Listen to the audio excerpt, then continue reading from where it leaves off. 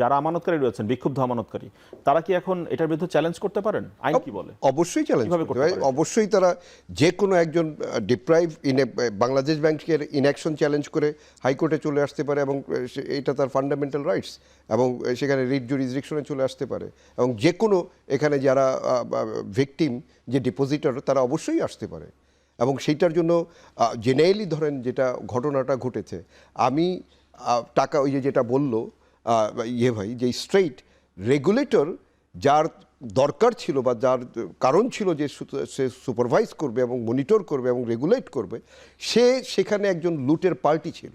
কারণ এইটা তো একদিনের লুট হয় না, প্রায় মোস্ট অফ দি 5টা ব্যাংকের আমরা দেখেছি যে 90%-এর অ্যাভব।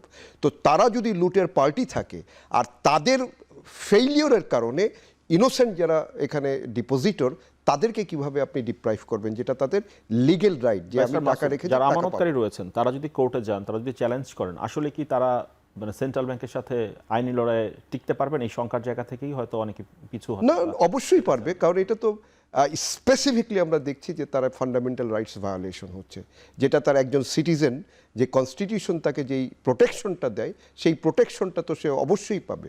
এবং যখনই হাইকোর্টে আসবে বা হায়ার কোর্টে যদি এই ম্যাটার যায়, অবশ্যই সেটা আমরা তো আবার আদালতে দেখি ডিপোজিটরদের এই পক্ষে ধরনের মামলার ক্ষেত্রে দীর্ঘসূত্রতা, যে কারণে সেইটা তো ধরেন আমাদের যেহেতু জুডিশিয়ারিতে আমরা জানি যে অ্যারাউন্ড 40 লাখ কেসেস পেন্ডিং, তাহলে তো সেই পরিমাণ জাজেসও নেই, সেই পরিমাণ কোর্টও নেই।